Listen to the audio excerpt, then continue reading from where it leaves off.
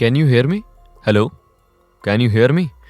हाँ, यही मूवी का नाम है दोस्तों। सोचो, एक औरत अपने पति के साथ रह रही है, उसके साथ बात करती है, प्यार करती है, और अचानक उसे पता चलता है कि उसका पति तो कब का मर चुका है। तो फिर ये कौन है उसके साथ? वेलकम डियर रॉकर्स, आइए देखते हैं कौन है उसके साथ। कहानी की शुरुआत में हमें एनाबेल को दिखाया जाता है। दोस्तों, ये समय है 1918 का, जब पहला विश्व युद्ध खत्म होने की कगार पे था। एनाबेल का भाई इस वॉर में फ्रांस में लड़ने गया था। एनाबेल रोज अपने भाई के इंतजार में थी कि एक दिन एनाबेल के भाई की चिट्ठी उसे मिलती है। उसके भाई ने लिखा होता है कि हम जल्दी वापस आ जाएंगे, ये वॉर जल्दी खत्म हो जाएगी। लेकिन दोस्तों, हमें दिखाया जाता है कि लड़ाई के दौरान फेडरिक के पैर में गोली लगने की वजह से वो वहीं पे घायल हो गया। और एनाबेल यहाँ पे उम्मीद कर रही थी कि फेडरिक आज की ट्रेन से वापस आ जाएगा, मगर ऐसा कुछ नहीं होता। फेडरिक आज भी नहीं आया दोस्तों, जिससे एनाबेल उदास हो जाती है। अब यहाँ सैमुअल नाम का एक सोल्जर एनाबेल को ऐसे उदास देखकर उससे कहता है, कुछ लोग जो घायल हो गए थे ना, वो आज नहीं कुछ दिनों के बाद आएंगे। ये सुनकर एनाबेल की जान में जान आती कि चलो तब मेरा भाई वापस आ जाएगा। एनाबेल के अलावा सैमुअल एक बुजुर्ग औरत की मदद करता है दोस्तों, जो कि अपने बेटे के आने के इंतजार में है, मगर वो आया नहीं। सैमुअल बताता है कि आपके बेटे का नाम कैजुअल्टी लिस्ट में नहीं है, वो जल्दी आपके पास आ जाएगा, आप चिंता मत करिए। दोस्तों, कैजुअल्टी लिस्ट में रोज अपडेट आता है और उसे स्टेशन पे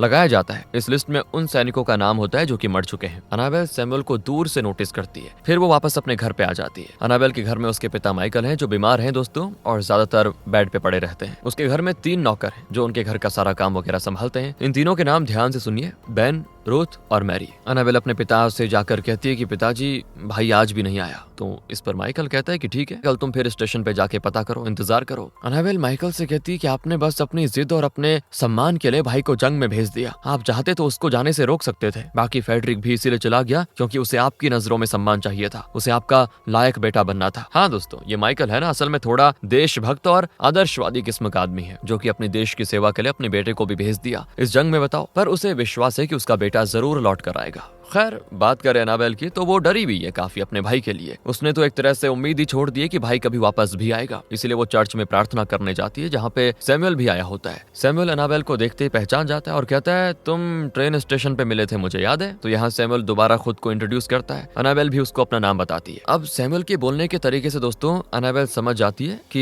ये अमेरिकन है। तो वो कहता है, हाँ, मैं वैसे तो इंग्लैंड से ही हूँ, लेकिन रहता अमेरिका में हूँ। मैं जंग पर जाने से पहले लीव लेकर आ गया हूँ। मेरी माँ का घर यहाँ पे है। जन्म के कुछ दिनों के बाद माँ मुझे लेकर अमेरिका चली गई थी। दोस्तों, मैं यहाँ पे एक चीज आपको बता दूं कि वर्ल्ड वॉर में अमेरिका और इंग्लैंड एक ही साइड थे, तो इसीलिए सैमुअल भी इंग्लैंड की तरफ से यह युद्ध लड़ने जाएगा। अब वो एनाबेल से पूछता है कि आप स्टेशन पर अपने मंगेतर का इंतजार कर रही थी क्या? तो एनाबेल थोड़ा सा मुस्कुराते हुए कहती, नहीं नहीं, अपने भाई का, मेरा कोई मंगेतर नहीं है। खैर, इसके बाद एनाबेल अपने घर आ जाती है। अब अगली सुबह सैमुअल एनाबेल के लिए फूल भेजता है, जो कि उसको मैरी ला कर देती है। एनाबेल पूछती है, ये फूल लेकर जो आया था वो चला गया क्या? मैरी कहती, हाँ, शायद वो चला गया। तो एनाबेल उसको बाहर देखने जाती है, तो वहाँ सैमुअल तो जा चुका था, मगर उसे बैन मिलता है, जो कि एनाबेल को एक पोस्ट कार्ड देता है दोस्तों, जो कि फेडरिक ने भेजा है। फेडरिक उसका भाई, यार भूल तो नहीं गए ना। फेडरिक असल में ये खत जेल से लिख रहा था। उसे दुश्मनों ने बंदी बना लिया था और वो उसको बहुत ही ज्यादा मारा पीटा करते हैं। यहाँ फेडरिक को दिखाते हैं तो एक पैर से दोस्तों वो लंगड़ाते हुए चल रहा है। इसके बाद भी जेल में उससे काम कराया जाता है और 1 महीने में बस वो एक ही बार खत भेज सकता है, ये वहाँ के रूल है। बेचारी एनाबेल ये खत पढ़कर बहुत दुखी होती है, पर उसे इस बात का संतोष था कि फेडरिक अभी जिंदा तो है। मगर ये बात अगर उसके पिता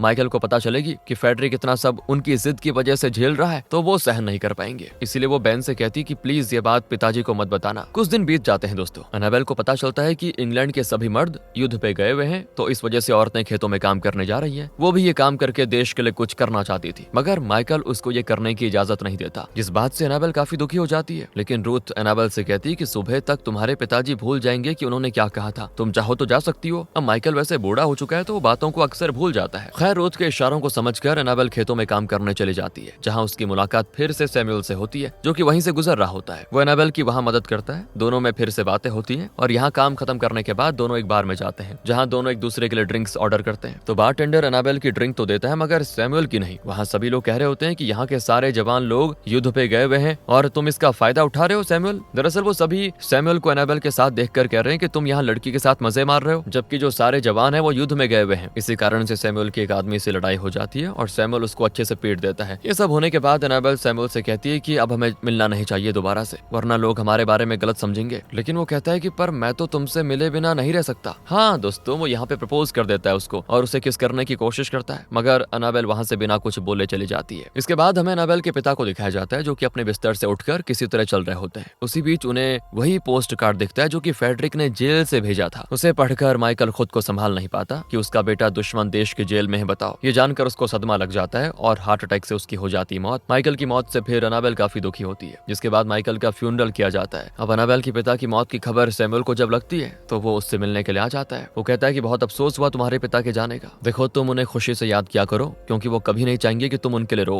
इस तरह वो अनाबेल को संभालता है और साथ उसके साथ डांस भी करता है। इस तरह दोस्तों ये दोनों एक दूसरे से रोज मिलने लगते हैं। अनाबेल सैमुअल को फूल भेजने के लिए थैंक यू कहती है, जो उसने पहले नहीं कहा था। साथ ही वो उसको अपना ट्री हाउस दिखाती है जहाँ अनाबेल के बचपन के खिलौने वगैरह रखे होते हैं। यहाँ सैमुअल फिर से अनाबेल से अपने दिल की बात बोलता है और इस बार अनाबेल मना नहीं कर पाती। दोनों किस करते हैं और फिर इंटीमेट हो जाते हैं। दोस्तों अनाबेल को डर था कहीं सैमुअल भी उसके भाई की तरह जंग पड़ जाने के बाद कहीं भूल न जाए उसको, जो चीज वो सैमुअल से कहती भी है। तो वो कहते हैं मुझे जंग से वापस लौटने का कोई बहाना चाहिए, मुझे भी कोई चाहिए जो मेरे आने का इंतजार करे। मेरा अपना कोई है नहीं, मैं जाने से पहले तुमसे शादी करना चाहता हूँ, क्या तुम मुझसे शादी करोगी? अनाबेल काफी खुश होती है और दोनों खुशी खुशी शादी कर लेते हैं। सैमुअल की छुट्टी खत्म होने में दोस्तों बस अब कुछ ही दिन बचे होते हैं, इसीलिए वो अनाबेल के साथ जितना हो सके उतना वक्त बिताना चाहता था। दोनों अनाबेल के ही घर में साथ में रहते हैं। सैमुअल यहाँ पे रूथ, बेन और मैरी से भी मिलता है। वैसे भी अनाबेल और सैमुअल एक दूसरे के मतलब पति पत्नी बन चुके हैं, तो अब कोई दिक्कत है नहीं। उनकी अपनी एक दुनिया बस चुकी है जिसे अनाबेल नहीं खोना चाहती। तो एक रात सैमुअल के सोते वक्त अनाबेल को एक भयानक सा सपना आता है। सैमुअल वॉर में गया और वहाँ उसकी मौत हो गई। इस सपने से वो डर कर उठ जाती है। फिर उसको सैमुअल संभालता है कि अरे ऐसा कुछ नहीं होगा। तो अनाबेल कहते हैं कि मेरा मन नहीं कर रहा है तुम्हें भेजने का, अगर तुम वापस ही नहीं आए तो वो कहता है मैं वापस जरूर आऊंगा, ये मेरा तुमसे प्रॉमिस है, चिंता ना करो, मुझे कुछ नहीं होगा। 2 दिन के बाद मुझे जाना है और अब तो मैं खुद वापस आना चाहता हूँ तुम्हारे लिए। जिस बेसब्री से तुम मेरा इंतजार करोगी उससे भी ज्यादा बेसब्री से मैं तुम्हारे पास वापस आने का इंतजार करूंगा। अनाबेल मैं इस प्रॉमिस को नहीं तोड़ूंगा, तुम फिक्र मत करो। वैसे भी सुनने में आ रहा है कि युद्ध जल्दी खत्म होने वाला है। फिर दोस्तों अनाबेल को थोड़ी सी संतुष्टि होती है। जल्द ही वो दिन भी आ जाता है जब सैमुअल को जाना था। उसकी ट्रेन लेट हो गई थी तो वो अनाबेल के साथ भागते भागते स्टेशन पे जाता है। किसी तरह ट्रेन के निकलने से पहले वो ट्रेन पे चढ़ जाता है। दोनों को ठीक से गुड बाय कहने का मौका भी नहीं मिलता यार, थोड़ा सा इमोशनल मोमेंट होता है। भारी मन से दोनों एक दूसरे को विदा करते हैं। और अब सैमुअल के जाने के बाद अनाबेल बस उसके साथ बिताए पलों को याद करके अपने दिन गुजारती है। इसी बीच हमें सैमुअल को दिखाया जाता है जो कि फ्रांस में है। बैटलफील्ड के बीचों बीच दोस्तों अचानक से सैमुअल और उसके साथियों के ऊपर गोली बारूद बाकी चीजों से हमला हो जाता है। बेचारा सैमुअल किसी तरह उनसे बचते हुए एक घायल सैनिक की जान बचाने की कोशिश करता है। और जब ये सब हो रहा था दोस्तों तो उसी वक्त अनाबेल फिर से वही बुरा सपना देखती है यहाँ पे कि सैमुअल को कुछ हो गया। वो डर कर उठ जाती है। वो अब थोड़ा उदास रहने लगती है। सैमुअल की यादों का ही दिन रात सोचती रहती है। यहाँ तक उसने अब अपने कमरे से निकलना बंद कर दिया था। और फिर दोस्तों एक दिन अनाबेल के इंतजार की घड़ी खत्म हो जाती है। वो जब रो रही थी तो सैमुअल उसके कान में आकर कहता है कि तुम मुझे सुन सकती हो। अनाबेल जाग जाती है और अपने पास सैमुअल को देखकर उसकी खुशी का ठिकाना नहीं होता। वो सैमुअल से पूछती तुम यहाँ कब आए, जिस पर वो कहता है कैसे आया,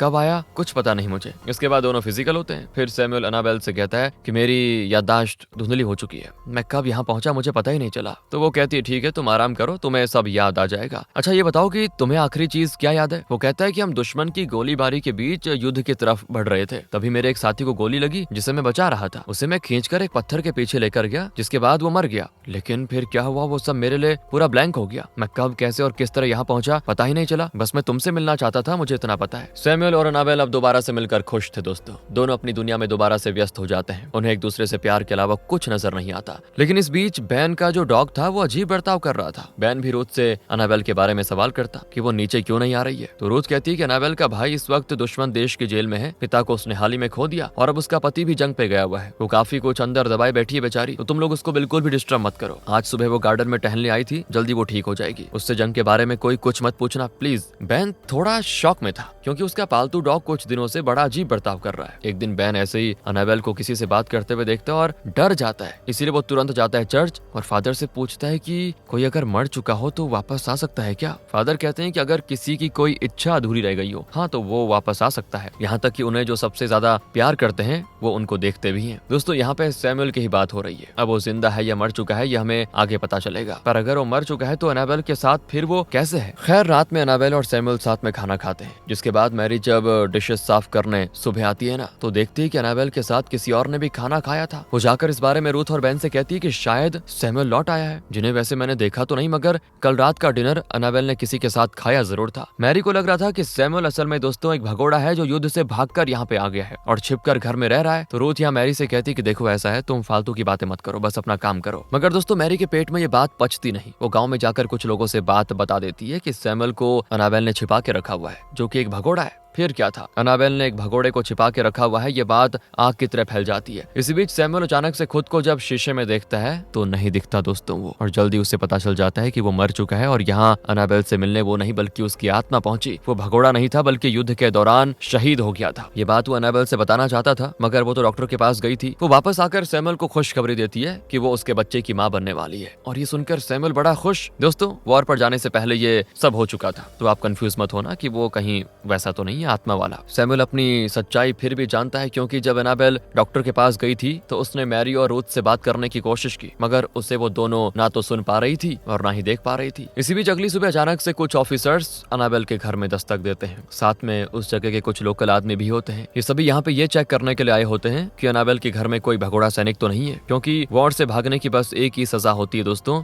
मौत। रूथ उन ऑफिसर्स को रोकने की कोशिश करती है। इसी बीच अंदर एनाबेल सैमुअल से बताती है कि वॉर रुक चुकी है, और फिर वो उसको न्यूज़पेपर में खबर दिखाती है, जिस चीज को देखकर सैमुअल को अचानक से वो पल याद आता है जब उसकी मौत हुई थी। और अब हमें दिखाया जाता है दोस्तों, जब सैमुअल अपने घायल साथी को बचाने की नाकाम कोशिश करने के बाद वापस खड़ा हुआ तो उसके दिल में गोली लग गई। सैमुअल इस गोली के लगने के साथ ही समझ चुका था कि ये उसका आखिरी वक्त है। उसने मरते वक्त अपने भगवान से प्रार्थना करी कि वो एनाबेल से कि अपना प्रॉमिस पूरा करना चाहता है, वो उसके पास जाना चाहता है, बस कुछ आखिरी पल उसके साथ बिताना चाहता है। शायद उसके इसी वादे के कारण ये मौका मिला है सैमुअल को, और उसकी आत्मा पहुंच गई एनाबेल के पास। सैमुअल समझ चुका था कि अब उसके भी जाने का समय आ चुका है। आर्मी ऑफिसर एनाबेल के कमरे की तरफ बढ़ ही रहा था कि तभी उसको आता देखकर एनाबेल बाहर निकलती है, और वो ऑफिसर को समझाने की कोशिश करती है कि यहाँ कोई भगोड़ा सैनिक नहीं है। पर तभी एनाबेल को वॉर ऑफिस से एक टेलीग्राम मिलता है, जिसे पढ़ने के बाद बेचारी एकदम से रो पड़ती है, क्योंकि इस टेलीग्राम में सैमुअल की मौत की खबर थी। साथ ही वो जल्दी से उसे कमरे में वापस देखने जाती है तो वो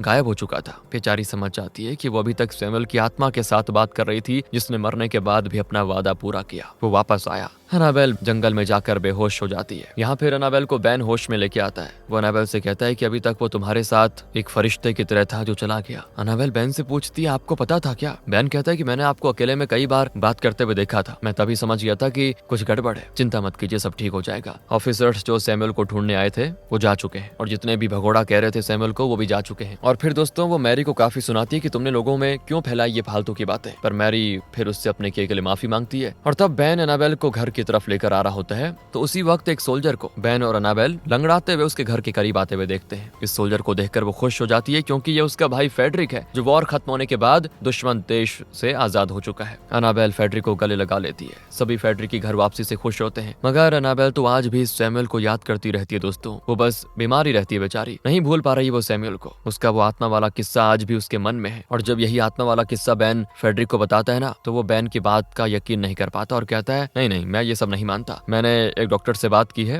एनाबेल को उसको दिखाऊंगा मैं। तो फेडरिक जब रात में सो रहा होता है तो सैमुअल उसके सपने में आता है, जिसकी अभी तक फेडरिक ने तस्वीर तक नहीं देखी थी। तो सैमुअल फेडरिक के सपने में आकर कहता है कि अब एनाबेल को संभालना होगा, उससे कहना कि मैं हमेशा उसके साथ रहूंगा, मेरे लिए मुक्ति से ज्यादा उसके साथ होना जरूरी है। और फेडरिक अपने इस सपने से शौक था। वो एनाबेल के पास आकर उसे बताता है कि मैंने सैमुअल को अपने सपने में देखा, उसने कहा कि वो तुम्हारे आसपास ही है, बाकी वो जैसी जिंदगी जीना चाहता था हम वो जिंदगी तुम्हारे बच्चे को देंगे। ये जो तुम अभी दुख झेल रही हो ना, ये तुम्हारा प्यार है सैमुअल के लिए। ऐसा प्यार कम ही देखने को मिलता है। तुम्हारी चाहत और उसके वादे ने सैमुअल को तुम्हारे पास मरने के बाद भी भेजा। जो प्यार मौत को भी हरा दे उससे ऊपर कुछ नहीं होता, मगर अब तुम्हें अपने बच्चे के लिए वापस से जिंदगी शुरू करनी पड़ेगी। एनाबेल ये सारी बातें सुनकर अपने भाई के गले लग जाती है। 7 साल के बाद दोस्तों हम एनाबेल को उसकी बेटी के साथ फ्रांस में देखते हैं, जहाँ सच में सैमुअल मौजूद है। उसकी आत्मा अभी भी है, खुश है अपनी बेटी के लिए और एनाबेल के लिए। बेचारे ने अपने वादे को पूरा किया, मरकर भी किया दोस्तों। और अब इसी तरह एनाबेल अपने आगे की जिंदगी गुजारेगी। इसी के साथ ये कहानी यहाँ पे खत्म होती है। मिलते हैं आपसे अगली वीडियो में। Thanks for watching.